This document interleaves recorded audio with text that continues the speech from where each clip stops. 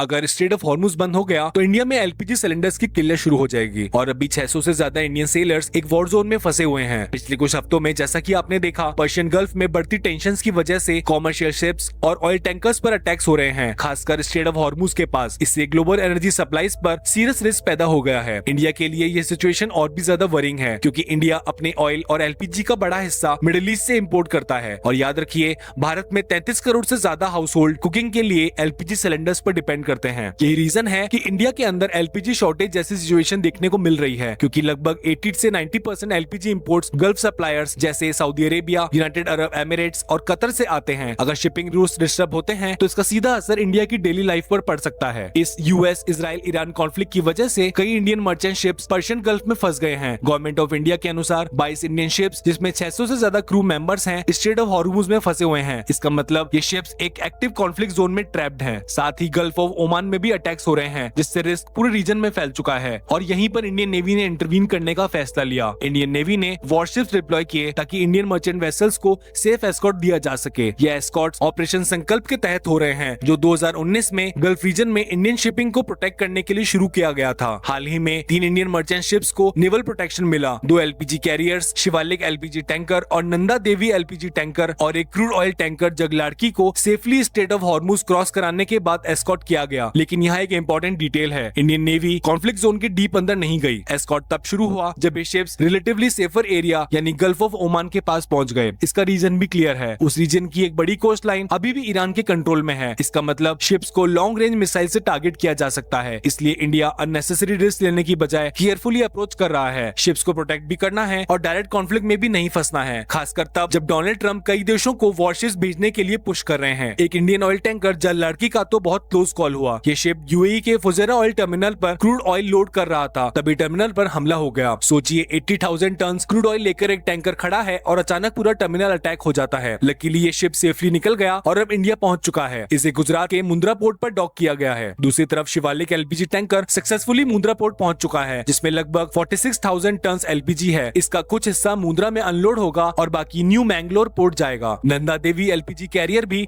गुजरात के वादीनाड पोर्ट पहुंच चुका है। नंदा देवी में लगभग 46,500 मैट्रिक टन एलपीजी का एक कंसाइनमेंट इंडिया लाया गया है। वादीनाड पोर्ट के बाद ईस्टर्न कोस्ट पर एन्नोर पोर्ट और हल्दिया पोर्ट पर इस कंसाइनमेंट का कुछ हिस्सा डिस्चार्ज होगा। दोनों शिप मिलकर 92,000 टन एलपीजी लेकर आए हैं, यानी लाखों घरों की कुकिंग सप्लाई। जहां इंडियन नेवी समुद्र में प्रोटेक्शन दे रही है, वहीं डिप्लोमेसी भी पैरेलल चल रही है। इंडिया के foreign minister S Jaishankar Iranian leaders के साथ डायरेक्ट टॉक्स कर रहे हैं ताकि इंडियन शिप्स को सेफ पैसेज मिल सके। इन टॉक्स का असर दिख भी रहा है, लेकिन कोई ब्लैंकेट एग्रीमेंट नहीं है। हर शिप के पैसेज को इंडिविजुअली कोऑर्डिनेट किया जा रहा है, यानी केस बाय केस नेगोशिएशन हो रहा है। अब सबसे बड़ा सवाल, इंडिया के फेवर में क्या काम कर रहा है? हाल ही में नरेंद्र मोदी ने इजराइल विजिट किया था और वहां पार्लियामेंट में स्पीच भी दी थी। पॉलिटिकल ऑप्टिक्स के हिसाब से ये ईरान को अनकंफर्टेबल कर सकता था, लेकिन इसके बावजूद ईरान ने इंडियन शिप्स को सेफ पैसेज दिया। इसका सिंपल रीजन है इंडिया का बैलेंस अप्रोच। एक तरफ इंडिया के इजराइल के साथ स्ट्रॉन्ग टाइज हैं, तो दूसरी तरफ ईरान के साथ भी स्टडी और रेस्पेक्टफुल रिलेशन मेंटेन किए गए हैं। इंडिया ने इस कॉन्फ्लिक्ट में कोई एग्रेसिव स्टेंस नहीं लिया, बल्कि क्वाइटली डिप्लोमेसी के जरिए एंगेजमेंट किया। ईरान को यह भी याद है कि सैंक्शंस के टाइम इंडिया ने ईरानियन ऑयल खरीदा था और ईरान को इकोनॉमिक सपोर्ट दिया था। 2018 से पहले इंडिया ईरान का सेकंड लार्जेस्ट ऑयल कंज्यूमर था, करीब 4.5 lakh barrels per day import करता था। साथ ही इंडिया ने छाबार पोर्ट में भी इन्वेस्ट किया और $120 बिलियन